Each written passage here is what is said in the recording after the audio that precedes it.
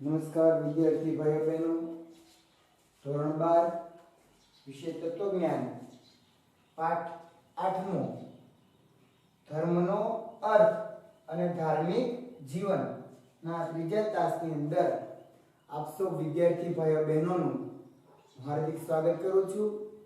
આપણે પ્રથમ 2 તાસની અંદર ધર્મનો અર્થ અને ધાર્મિક જીવનનું વિશ્લેષણ સમજ્યા. પહેલા તાસમાં ધર્મનો અર્થ એ બાબતે આપેલી કેટલાક તત્વચિંતકોની વ્યાખ્યા એના વિશેની માહિતી મેળવી. બીજા તાસની અંદર આપણે ધાર્મિક જીવનનું વિશ્લેષણ કર્યું. બીજા તાસની અંદર આપણે જે છે એ ધાર્મિક જીવનનું વિશ્લેષણ કર્યું. ભાઈ ધાર્મિક જીવન દ્વારા છે એ માનવીમાં છે એ અહિંસા, સત્ય, પ્રેમ, શાંતિ, કરુણા આ બધા ગુણો છે એનો વિકાસ થાય છે. અને આ બધા ગુણોનો જો માનવીમાં પૂરેપૂરો વિકાસ થાય તો માનવી છે એ માનવ મટીને શું બની જાય છે? દેવ બની જાય છે. એટલે કે ઈશ્વર કોટીએ પહોંચી જાય છે. ઈશ્વર કક્ષાએ માનવી પહોંચી જાય છે. ક્યારે? કે જ્યારે એનામાં તમામ ગુણોનો આવિર્ભાવ થાય, જ્યારે એનામાં તમામ ગુણો વિકસે ત્યારે કે માનવ છે એ મટી જાય છે અને એ ઈશ્વરની સમકક્ષમાં એ લેવલે પહોંચી જાય છે. માનવ જીવન છે બરોબર એ આમ તો ધાર્મિક જીવનનું હાર્દ જ એવું છે કે દેવ અથવા પરમેશ્વરની આરાધના કરવી. ધાર્મિક જીવનનું હાર્દ શું છે કે ભાઈ આપણા કરતા જે મહાન છે, ધાર્મિક જીવનનું હાર્દ એવું છે કે આપણા કરતા જે મહાન છે એવા દેવ કેવા પરમ તત્વની આરાધના કરવી. અને એ આરાધના કોઈ ધાર્મિક સ્થળની અંદર જઈ અને કરવી અને બહાર નીકળવાથી એ પૂર્ણ થઈ જતી નથી. પણ એ આરાધના તો માનવીના સમગ્ર જીવનને, સમગ્ર વ્યક્તિત્વને, એના જીવન વ્યવહારને આવરી લે એવી આરાધના હોવી જોઈએ. અને એ માટે થઈ અને ધાર્મિક જીવન છે એ સમજવા માટે થઈને વ્યક્તિના જીવનના 3 પાસા, કેટલા? 3 પાસા, જ્ઞાનાત્મક પાસું, સંવેદનાત્મક પાસું અને નૈતિક પાસું, આ 3 પાસા છે એ સમજવા જરૂરી છે. માનવીના વિચારો, માનવીની લાગણી, માનવીના કર્મો, આ 3 જે પાસા છે એના દ્વારા માનવીનું સમગ્ર વ્યક્તિત્વ સમજાય છે. અને એ સમગ્ર વ્યક્તિત્વને સમજ્યા બાદ એનું જ્ઞાનાત્મક પાસું, એનું સંવેદનાત્મક પાસું, એનું નૈતિક પાસું, આ 3 પાસા જો આપણે સમજી લઈએ તો એ વ્યક્તિ છે એ ધાર્મિક જીવનમાં માને છે કે કેમ એ આપણને ખ્યાલ આવે. અને ધાર્મિક જીવનમાં અનુસરવા માટે, એમાં માનવા માટે આ 3 પાસા જરૂરી છે. સાથે સાથે જ્ઞાન, ભક્તિ, નીતિ અને વૈરાગ્ય આ 4 બાબતો પણ ધાર્મિક જીવનમાં બહુ મહત્વનું સ્થાન ધરાવે છે. આજનો જે આપણો પોઈન્ટ છે એ બાબતની ચર્ચા કરું છું. ભાઈ ધાર્મિક જીવનની અંદર આ 3 પાસા તો માનવીના પોઝિટિવ હોવા જોઈએ. વિચારો અને બુદ્ધિ સાથે સંકળાયેલું જ્ઞાનાત્મક પાસું, લાગણી અને ભાવનાઓ સાથે સંકળાયેલું સંવેદનાત્મક પાસું, અને કર્મો અને વર્તણૂક સાથે સંકળાયેલું જે નૈતિક પાસું છે એ 3 પાસા તો જોવા મળે છે ધાર્મિક જીવનમાં. પણ સાથે સાથે છે એ ધાર્મિક જીવનમાં જેનું મહત્વનું સ્થાન છે એવા જ્ઞાન, ભક્તિ અને નીતિ, આ 3 અનિવાર્ય છે. અને આ 3 બાબતો, જ્ઞાન, ભક્તિ અને નીતિ ત્યારે જ વ્યક્તિમાં પ્રવેશે છે જ્યારે એ વૈરાગ્ય હોય. જ્યારે એ વ્યક્તિ છે એ વૈરાગી જીવન જીવતો હોય તો એટલા માટે કહી શકાય કે વૈરાગ્ય પણ ધાર્મિક જીવનનું એક આવશ્યક અંગ છે. વિદ્યાર્થી ભાઈઓ બહેનો, આજના લેક્ચરમાં આપણે ભણવાનું છે માનવ જીવનમાં, માનવના ધાર્મિક જીવનમાં જે જ્ઞાનનું સ્થાન રહેલું છે, જે ભક્તિનું સ્થાન રહેલું છે, જે નીતિનું સ્થાન રહેલું છે અને જે વૈરાગ્યનું સ્થાન રહેલું છે એમના વિશેની ચર્ચા કરવાની છે. તો સૌથી પહેલા ચર્ચા આપણે કરવાની છે ધાર્મિક જીવનમાં જ્ઞાનનું રહેલું સ્થાન. ધાર્મિક જીવનમાં જે જ્ઞાનનું સ્થાન રહેલું છે એના વિશેની ચર્ચા આપણે જોઈએ. આપણે જોયું કે પોતાના કરતા ઉચ્ચ એવા કોઈ દેવી તત્વની આરાધના કરવી એ ધાર્મિક જીવનનું માર્ગ છે. 1 માર્ક્સનો પ્રશ્ન છે. કેટલા માર્ક્સનો? 1 માર્ક્સનો પ્રશ્ન છે. કયો પ્રશ્ન બનશે કે ભાઈ ધાર્મિક જીવનનું હાર્દ શું છે? ધાર્મિક જીવનનું હાર્દ શું છે? તો ભાઈ આપણા કરતા ઉચ્ચ એવા કોઈ દેવી તત્વની આરાધના કરવી એ ધાર્મિક જીવનનું હાર્દ છે. આપણા કરતા ઊંચા હોય એવા કોઈ પરમાત્મા, કોઈ દેવ, કોઈ માણસ પણ હોઈ શકે ને. આપણા કરતા ઊંચા એવા કોઈ સંત હોઈ શકે, એની પણ આરાધના કરી શકો, એનામાં પણ તમે માની શકો. તો આપણા કરતા ઉચ્ચ એવા કોઈ દેવી તત્વની આરાધના કરવી એ ધાર્મિક જીવનનું હાર્દ છે. માનવ જે તત્વને ધર્મ દ્વારા પામવા મથે છે તે તત્વનું સ્વરૂપ કેવું છે અને આ જગતના પદાર્થો અને પ્રાણીઓ સાથે આ તત્વોને શું સંબંધ છે વગેરેના જવાબમાંથી ધર્મનું જ્ઞાનાત્મક પાસું છે એ ઉજાગર થાય છે. આપણે શું કરવા માંગીએ છીએ કે કોઈ ધર્મ દ્વારા બરાબર એક તત્વને આપણે પામવાનું છે, પરમ તત્વને. તો એ પરમેશ્વરને ધર્મ દ્વારા આપણે પરમ તત્વને પામવા માંગીએ છીએ. અને પરમ તત્વ સુધી ક્યારે પહોંચી શકાશે? જ્યારે આપણે ધર્મમાં માનનારા હશું ત્યારે, જ્યારે આપણે ધાર્મિક જીવન જીવનારા હશું ત્યારે એ પરમ તત્વને પામી શકવાના છીએ. તો માનવી છે એ જે તત્વને ધર્મ દ્વારા પામવા મથે છે એ તત્વનું સ્વરૂપ કેવું છે? બીજું, આ જગતના પદાર્થો અને પ્રાણીઓ સાથે એ તત્વને સંબંધ કેવો છે? વગેરે જે પ્રશ્નો છે એના જવાબમાંથી વ્યક્તિનું જ્ઞાનાત્મક પાસું ઉજાગર થાય છે.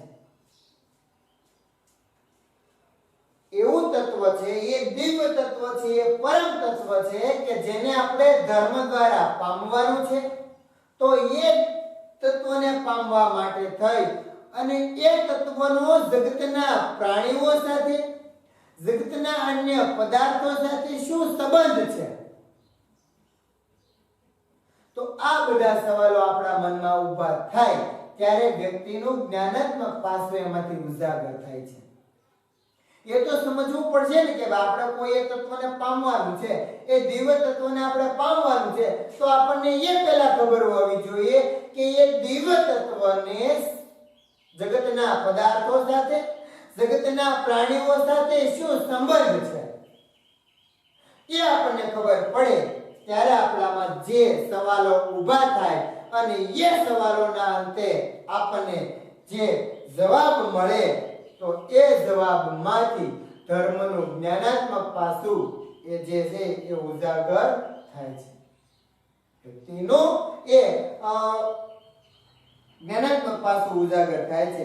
બીજા શબ્દોમાં કહીએ તો પરમાત્મા, જીવ અને જગત આ તત્વત્રયી છે. પરમાત્મા, જીવ અને જગત આ તત્વત્રયી છે.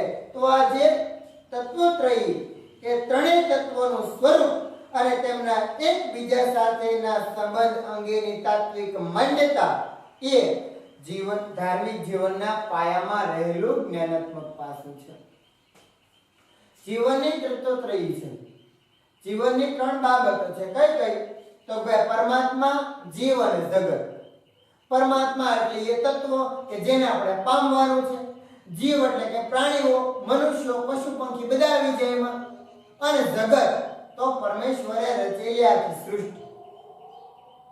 તો આ ત્રણેય બાબતો જે તત્વત્રયી છે એનું સ્વરૂપ, આ ત્રણેય એકબીજા સાથે કેવી રીતે જોડાયેલા છે એ બાબત જો આપણને સમજવા મળે અને એની તાત્વિક માન્યતાઓ જે છે એ ધાર્મિક જીવનના પાયામાં રહેલું જ્ઞાનાત્મક પાસું છે. શું છે? જ્ઞાનાત્મક પાસું છે. યાદ રાખજો તમે ખાસ. ફરી વખત છે આને ચર્ચા કરીએ. જીવ, જગત અને પરમાત્મા. પરમાત્મા, જીવ અને જગત આ ત્રણેય ત્રણ વચ્ચે શું સંબંધ છે, બરોબર? અને એ અંગેની તાત્વિક માન્યતાઓ એ જો આપણને જાણવા મળે તો એ ધાર્મિક જીવનના પાયામાં રહેલું જ્ઞાનાત્મક પાસું છે. એ ધાર્મિક જીવનના પાયામાં રહેલું જ્ઞાનાત્મક પાસું છે. કઈ તત્વત્રયી છે? તો કે પરમાત્મા, જીવ અને જગત. પરમાત્મા, જીવ અને જગત આ જે તત્વત્રયી છે એ તત્વત્રયી ખાસ કરી અને બરોબર ધાર્મિક જીવનના પાયામાં રહેલું જ્ઞાનાત્મક પાસું છે. એ ત્રણે ત્રણનું સ્વરૂપ આપણે સમજી જઈએ, એ ત્રણે ત્રણ વચ્ચેના સંબંધો અંગેની તાત્વિક માન્યતાઓ સમજી જઈએ તો એ જ્ઞાનાત્મક પાસું વિકાસ થાય છે. જોઈએ આગળ. પરમ તત્વનું સ્વરૂપ અને તેના જીવ અને જગત સાથેના સંબંધોનું નિરૂપણ વેદ, ઉપનિષદ, ગીતા, કુરાન, બાઇબલ અને ગ્રંથ સાહેબ જેવા જુદા જુદા ધર્મ ગ્રંથો કે શાસ્ત્રોમાં છે. હવે આપણે પહેલા ભણ્યા કે ભાઈ તત્વત્રયીને સમજવાની છે. પરમેશ્વર, જીવ અને જગત. પરમેશ્વર, જીવ અને જગત આ તત્વત્રયીને સમજવાની છે. તો આ તત્વત્રયી વચ્ચે રહેલા સંબંધો અને તાત્વિક માન્યતાઓ તો સમજવી પડશે. તો એ જ્ઞાન આપણને ક્યાંથી મળશે? પરમેશ્વરનું સ્વરૂપ આપણને ક્યાં જાણવા મળશે? પરમેશ્વરનો જીવ અને જગત સાથેનો સંબંધ આપણને ક્યાં જાણવા મળશે?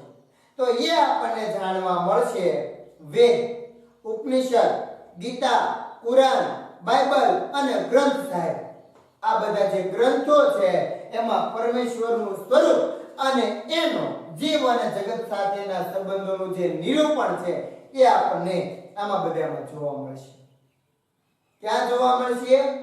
તો ભાઈ વેદોમાં, ઉપનિષદોમાં, ગીતા, કુરાન, બાઇબલ અને ગ્રંથ સાહેબ આ બધા જે ગ્રંથો છે એ બધા ગ્રંથોમાં આપણને જે ધાર્મિક જીવન છે, બરાબર, પરમેશ્વરનું જે સ્વરૂપ છે એ આપણને જોવા મળશે. સર્વ ધર્મના અનુયાયીઓએ પોતાના શાસ્ત્ર ગ્રંથોમાં રજૂ થયેલી જીવ, જગત અને ઈશ્વરના સ્વરૂપ અને સંબંધ અંગેની માન્યતાઓમાં શ્રદ્ધા રાખે છે. યાદ રાખજો તમે ખાસ. સર્વ ધર્મના અનુયાયીઓ, દાખલા તરીકે આપણે હિન્દુ ધર્મમાં માનનારા છે તો આપણે કયા ગ્રંથમાં માનીશું? હિન્દુ ધર્મમાં. હિન્દુ ધર્મનું પુસ્તક તો ભાઈ શ્રીમદ ભગવદ ગીતા. હવે શ્રીમદ ભગવદ ગીતામાં પરમેશ્વરનું જે સ્વરૂપ આલેખેલું છે, પરમેશ્વરનું જે સ્વરૂપ છે દર્શાવેલું છે એમાં આપણે માનવાના છીએ.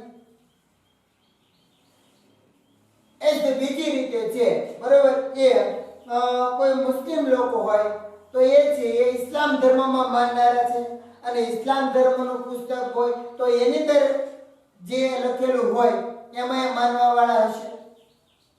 તો દરેક ધર્મના અનુયાયીઓ છે એ અનુયાયીઓ પોતપોતાના શાસ્ત્ર ગ્રંથોમાં રજૂ થયેલી જીવ, જગત અને ઈશ્વરના સ્વરૂપ અને સંબંધ અંગેની માન્યતાઓમાં શ્રદ્ધા રાખે છે. શ્રીમદ ભગવદ ગીતામાં જેવી રીતે પરમેશ્વરને દર્શાવ્યા છે એ પરમેશ્વરનું જીવ અને જગત સાથેનું જેવું પણ નિરૂપણ કર્યું છે એમાં આપણને શ્રદ્ધા જાગશે, એમાં આપણે માનીશું. ભાઈ બહેનો, સમજાય છે તમને કે નથી સમજાતું? સમજાય છે ને? હા. તો જો ફરી વખત આનો મુદ્દો લઈએ કે ભાઈ પરમેશ્વરનું સ્વરૂપ છે ક્યાં દર્શાવેલું છે? પરમેશ્વરનું સ્વરૂપ અને જીવ જગત સાથેનો સંબંધ ક્યાં દર્શાવેલો છે? તો પરમેશ્વરનું સ્વરૂપ અને જીવ જગત સાથેનો સંબંધ જે છે એ વેદ, ઉપનિષદ, ગીતા, કુરાન, બાઇબલ અને ગ્રંથ સાહેબ આ બધા ગ્રંથોમાં નિરૂપાયેલો છે, લખેલું છે. અને જે ધર્મના અનુયાયીઓ જે ધર્મમાં માનનારા હશે એ ધર્મની અંદર છે એ રજૂ થયેલી બાબત અને ઈશ્વરનું સ્વરૂપ એમાં એ માનવાના છે. જે ધર્મમાં જે પ્રકારે છે એ ઈશ્વરનું સ્વરૂપ જીવ જગત સાથેના સંબંધો દર્શાવ્યા હશે એવી રીતે એના અનુયાયીઓ એમાં માનશે. આગળ જોઈએ, સર્વ ધર્મોમાં અને કોઈ પણ વ્યક્તિના ધાર્મિક જીવનમાં શ્રદ્ધાનું જે મહત્વપૂર્ણ સ્થાન છે તે ધર્મના જ્ઞાનાત્મક પાસાને આભારી છે. ધર્મમાં જે કોઈ પણ ધર્મ હોય, બધા ધર્મમાં કોઈ પણ વ્યક્તિના ધાર્મિક જીવનમાં શ્રદ્ધાનું જે મહત્વપૂર્ણ સ્થાન છે એ જ્ઞાનાત્મક પાસાને આવરી લે છે, એને આભારી છે. બરાબર. દાખલા તરીકે આપણે હિન્દુ ધર્મમાં માનીએ છીએ તો હવે હિન્દુ ધર્મમાં પરમેશ્વરનું સ્વરૂપ કેવું લખેલું છે, જીવ અને જગત સાથેનો સંબંધ કેવો લખેલો છે. હવે એને લીધે થાય અને આપણે કેવી રીતે ધાર્મિક જીવન જીવવું, કારણ એ ગીતામાં લખેલું છે બધું. તો કેવી રીતે આપણે ધાર્મિક જીવન જીવવું અને એ ધાર્મિક જીવન જીવવાથી આપણામાં જે શ્રદ્ધા ઉત્પન્ન થાય એ શ્રદ્ધા ચાહે કોઈ જીવ પ્રત્યેની હોય, એ શ્રદ્ધા ચાહે પરમેશ્વર પ્રત્યેની હોય, એ શ્રદ્ધા ઊભી થાય તો જે મહત્વપૂર્ણ સ્થાન છે એ ધર્મના જ્ઞાનાત્મક પાસાને આભારી છે. આપણામાં ઉત્પન્ન થયેલી જે શ્રદ્ધા છે, જે આસક્તિ છે એ એના આધારે છે. બરાબર. એ બધું જ્ઞાનાત્મક પાસાને આભારી છે. તો આપણે આ પેરેગ્રાફમાં આટલું ભણ્યામાં શું મહત્વનું જોયું કે ભાઈ પરમેશ્વરનું સ્વરૂપ, બરાબર, અથવા પરમેશ્વરના સ્વરૂપ અને જીવ જગત સાથેના સંબંધોનું નિરૂપણ ક્યાં થયેલું છે એ બાબતે યાદ રાખવાની છે. ક્યાં થયેલું છે? વેદ, ઉપનિષદ, ગીતા, પુરાણ, બાઇબલ અને ગ્રંથ સાહેબ, આ બધા ગ્રંથોમાં. આગળ જોઈએ, જીવ અને જીવ જગત અને પરમ તત્વના સ્વરૂપ અને તેમના પરસ્પરના સંબંધ અંગેની માન્યતાઓનો ધાર્મિક માણસો શ્રદ્ધાથી સ્વીકાર કરે છે. પરમેશ્વરનો જીવ અને જગત સાથેના જેમના ત્રણેયના, જીવ, જગત અને પરમેશ્વરના ત્રણેયના પરસ્પરના શું સંબંધ છે અને એ જે અંગેની જે માન્યતાઓ છે એ માન્યતાઓનો ધાર્મિક માણસો શ્રદ્ધાથી સ્વીકાર કરે. એ ખરું હોવા છતાં માણસ બુદ્ધિશીલ હોવાથી શ્રદ્ધાથી સ્વીકારવામાં આવેલી ધાર્મિક માન્યતાઓ વિશે પણ બુદ્ધિથી વિચારે છે. દાખલા તરીકે શ્રીમદ ભગવદ ગીતાની અંદર ઘણી બધી બાબતો છે એ ધર્મને લઈને લખેલી છે. એ ધાર્મિક બાબતોનો આપણે સ્વીકાર કરીએ છતાં પણ આપણે બુદ્ધિશાળી માણસો છીએ, એટલે એ લખવામાં આવેલી બાબતોનો પુનઃ બુદ્ધિથી વિચાર કરીશું. પરમ તત્વ, પરમાત્મા, જીવ અને જગત એ ત્રણેયના સંબંધોને નિરૂપણ કરતી જે શ્રદ્ધાકીય બાબતો છે એ આપણે આપણા મગજમાં ઉતારી લઈશું, ખરું છે. એનાથી આપણા જીવનમાં શ્રદ્ધા આવશે, ખરું. પણ છતાંય માણસ છે એ કેવો છે? બુદ્ધિશીલ છે. એટલે શ્રદ્ધાથી સ્વીકારવામાં આવેલી એ ધાર્મિક માન્યતાઓ છે એનો પોતાની બુદ્ધિથી ફરી વખત વિચાર કરશે, ફરી વખત એ વિચારશે. મનુસ્મૃતિમાં તો ત્યાં સુધી કહ્યું છે કે જે ધર્મને તર્ક એટલે કે બુદ્ધિ વડે સમજણમાં ગોઠવે તે એને સમજે છે, બીજો નહીં. મનુસ્મૃતિમાં લખ્યું છે કે ભાઈ પરમ તત્વને, જીવ જગતને આપણે શ્રદ્ધાથી, એ ધર્મગ્રંથોમાં લખેલી બાબતથી શ્રદ્ધાથી સ્વીકારેલી એ મહત્વનું નથી, પણ આપણી બુદ્ધિથી જે ધર્મને આપણે સમજણમાં લાવીએ એ જ સાચી, એ જ છે, બરોબર, એ સાચો ધર્મ છે, બીજો નહીં. એ જ વ્યક્તિ ધર્મને સમજે છે, બીજો નહીં સમજી શકે.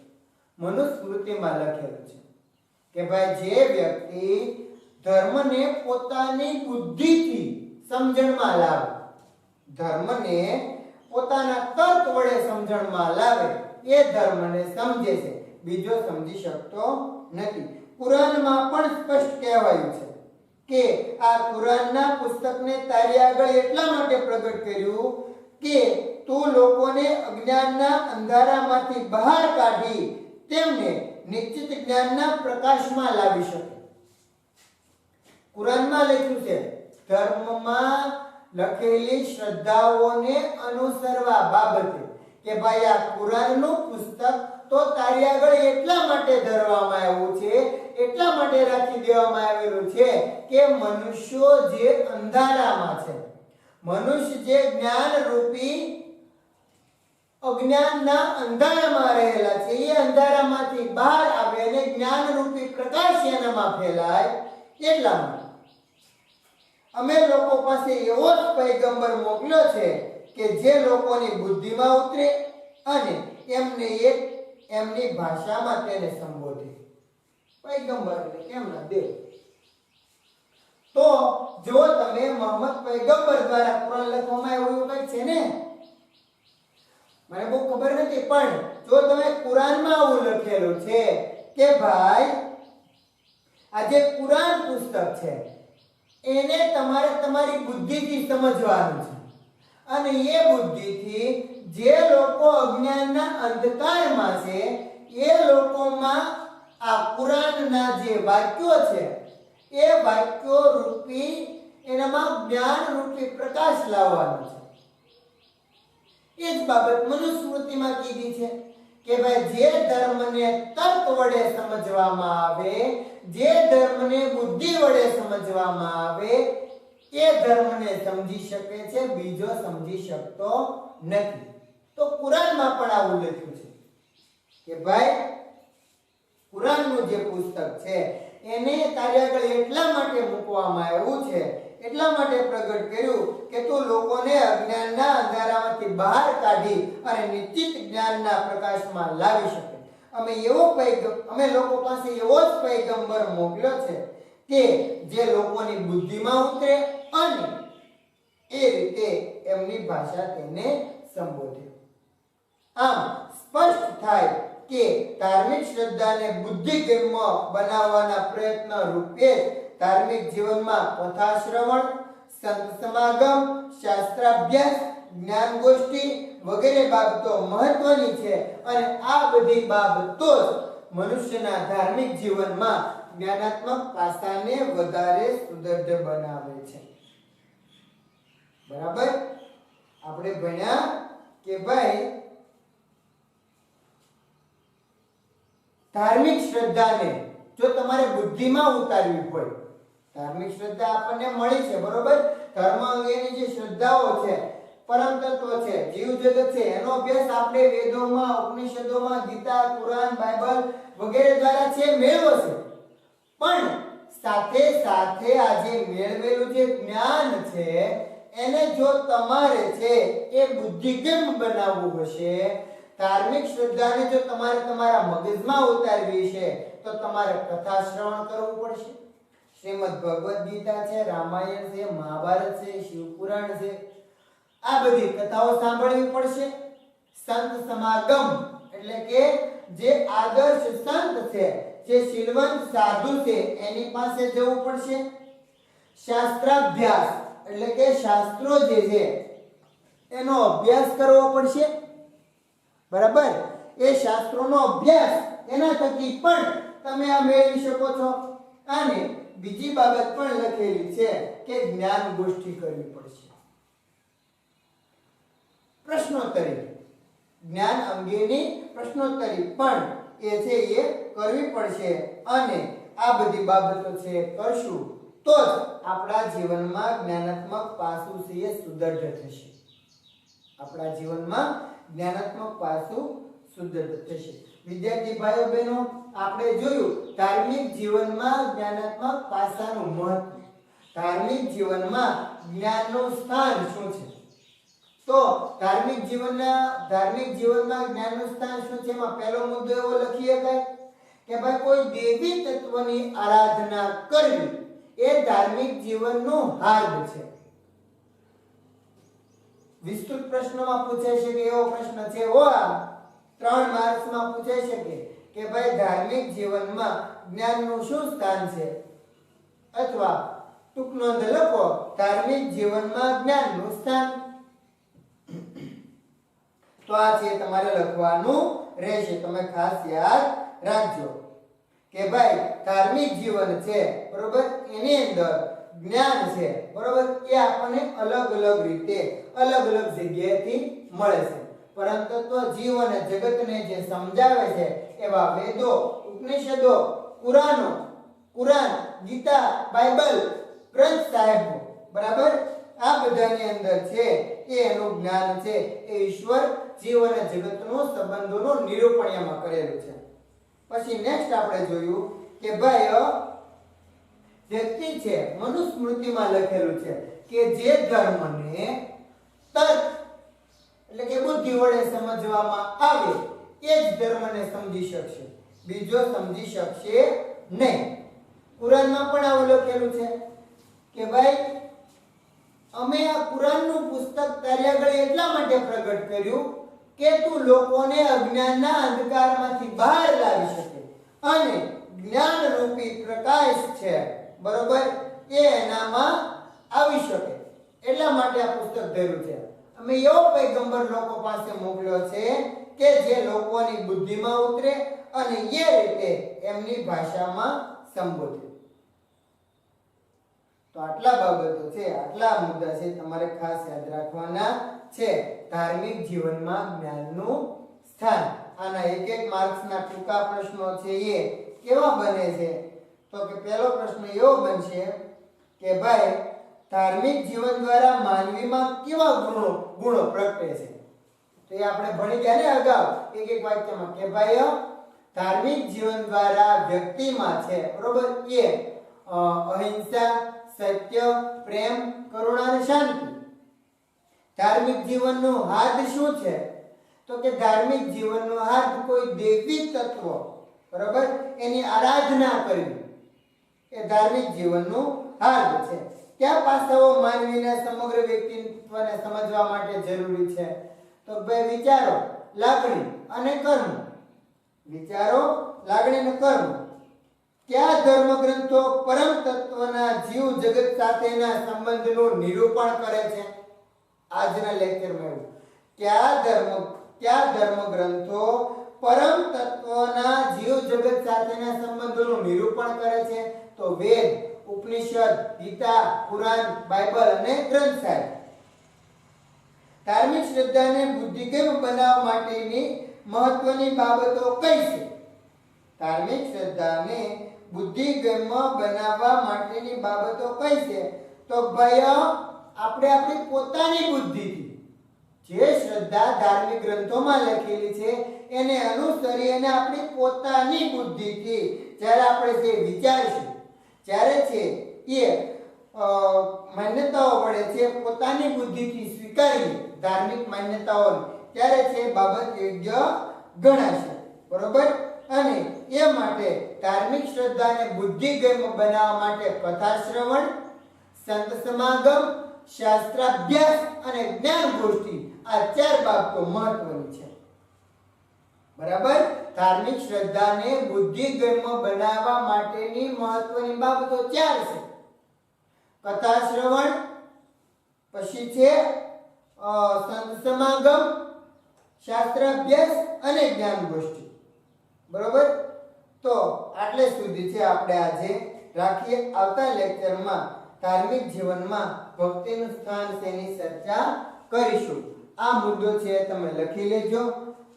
સંપૂર્ણ 2 ટૂંકા પ્રશ્નો પણ ભણ્યા અને આ મુદ્દો છે એની ખાસ ચર્ચા તમે છે લખી લેજો કે ભાઈ ધાર્મિક જીવનમાં જ્ઞાનનું સ્થાન શું છે. હવે ચોથા લેક્ચરમાં મળી ત્યારે આગળની ચર્ચા કરીશું.